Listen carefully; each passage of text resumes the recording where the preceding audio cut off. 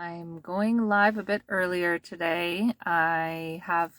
Grandpa is helping with the toddler, and I just decided to jump on a bit earlier. So this week for the live stream, I promised to cover. I don't usually share the personal details of my life in depth. I don't think. I mean, I cover some things, but I realized I was doing this workshop and they wanted you to plot out all the career things you've done over time and the things in life that you were going through, like just, enjoyed them up here, didn't enjoy them. And your graph would be like this because you'd have some jobs that you enjoyed, some things that you didn't. And I realized a lot of the time when my life is in flux or chaos or there's personal stuff going on was when my career stuff was taking off or I had some really interesting projects I was working on.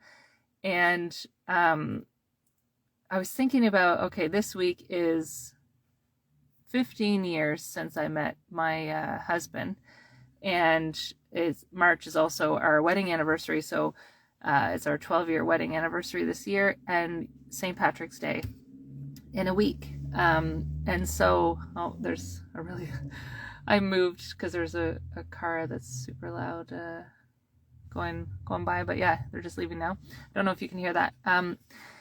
Yeah, so 15 years ago, met my husband, 12 years ago, got married, and it's St. Patrick's Day, the whole month we pretty much celebrate St. Patrick's Day, and the kids know all about it and everything, but I met him, the first time I met him, I was on stage holding a microphone, and the reason I was there, the reason I got there was because I had seen there was this ad in the paper saying, if you are of Irish descent, of a certain age, it was like, I think under 27, volunteer in your community, work in, whatever your career profession is, you contribute to society, you have these different activities going on, you are eligible to apply to represent your region in this competition. And the competition is called the Rose of Tralee. So if you're not Irish or you don't have an Irish background, you probably never heard of it, but it is essentially like a tourism campaign that the Irish government funds, or that all these different organizations fund. And it's to get the Irish diaspora to represent the regions that they live in and to come back to Ireland once a year. They have someone representing not every single city or country, but a lot of different cities, a lot of different countries. And then they compete. It's like, I don't want to say it's a beauty pageant, but it's kind of like a beauty pageant. But you have to have, a career profession or something you've worked in for a while, or be studying. Some people are studying in a certain area. You have to have extracurriculars, hobbies, volunteering. And then there's also, I had no idea what this was whenever I first found it. I had to Google it. They want you to do a party piece.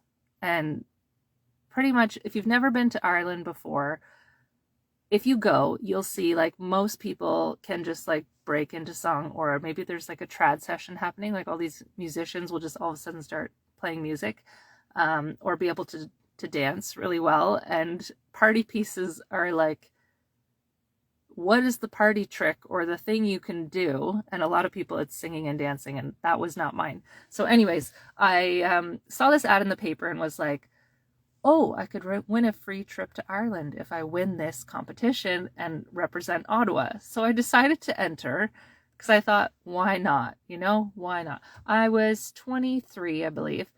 And yeah, so I applied, did the application. You had to do this like form. And hi, Alicia. I see you hopping on. Just talking about how I met my partner 15 years ago on stage holding a mic. But yeah, I answered the ad in the paper, okay? And then the person who organized it was like, okay, you need a sponsor. Don't worry, I've got a sponsor lined up that wants to sponsor someone. they can be your sponsor. And so I'm like, okay, great. I was sponsored by the Heart and Crown Pub, 3 locations in Ottawa, Little Italy, Barhaven, and downtown. But at the time, I think there was only Byward Market and Little Italy.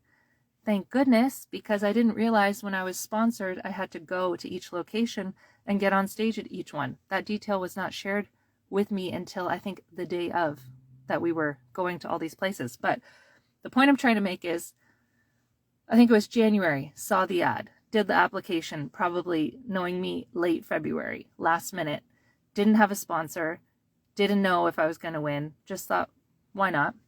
Met the criteria, got a sponsor from the organizer, and then he's like, by the way, we need you for 3 or 4 days.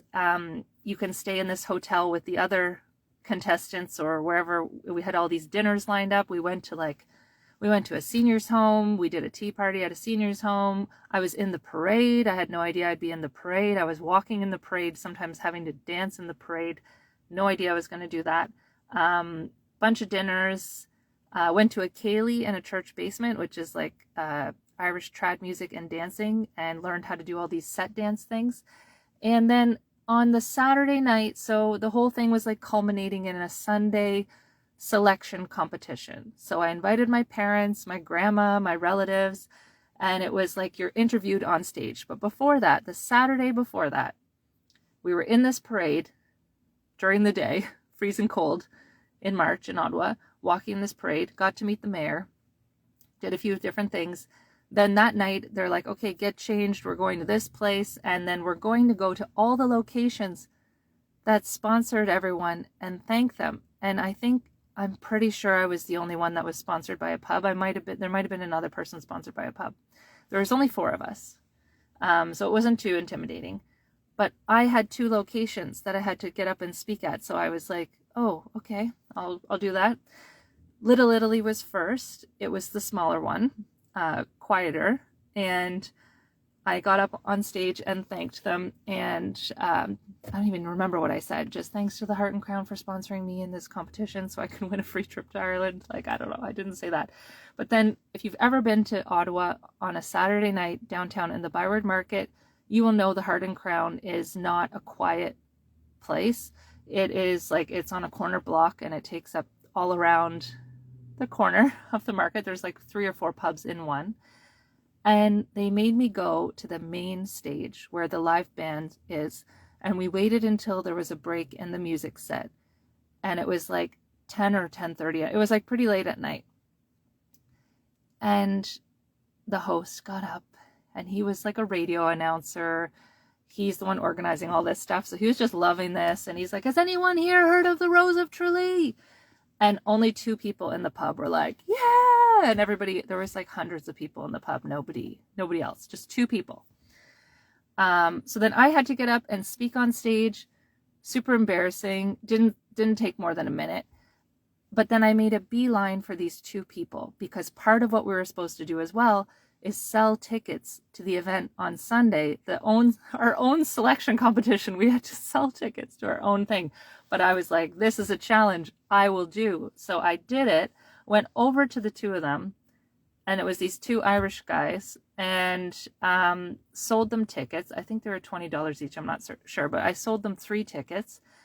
And one of the women in the competition who had won the last year knew one of them, or knew both of them, because they played Gaelic football. Long story. Anyways, I was concerned about thanking the sponsors, getting off that stage, selling some tickets, and then on Sunday had to do it all over again. So that night on the Saturday was the first night that I met my now husband. It was a less than 15-minute exchange, and then we were like, gotta go back to the hotel and prepare for this selection process the next day. Get to the stage the next day, and it was at Library and Archives Canada, which is a nice venue downtown. But again, so within 24 hours of meeting this person, they saw me on stage twice. On Sunday, I had to do an interview, and my party piece was face painting because I was working at an art school. I was doing marketing and events at this art school. And as part of it, we would have children's programs that we would be advertising for summer camps and weekends. And so I would go to a hockey arena, the Ottawa 67s, which is, they play at Lansdowne downtown. I would be there on some weekends and I would face paint kids' faces and hand out flyers to parents who might be interested in enrolling their kids in the art programming. So I decided for my party piece, instead of singing or dancing or doing something else, I would live face paint the interviewer's face while he interviewed me. And I painted a hockey logo on his face. And so that was my party piece. I didn't win the competition. So sad news is I did not win the competition. I did not win the free trip to Ireland in 2010. But I didn't really mind because I was already planning to move to Australia a few months after that, 4 months after that. And so instead, I met my now husband and I made four new friends that 2 of them still live in this area. Our kids play together. One of them I have met up with in Dublin and New York since we moved overseas, and I'm still connected with all 4 of them to this day. So, and a bunch of the people that my husband used to live with that are also Irish, got to meet them, got to become friends with them. They came to our wedding.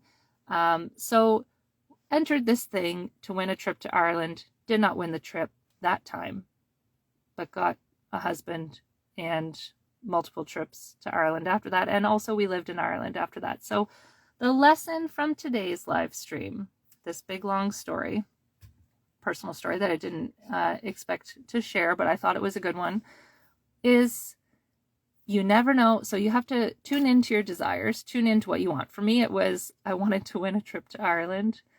Wasn't super specific about what that would look like or what would happen.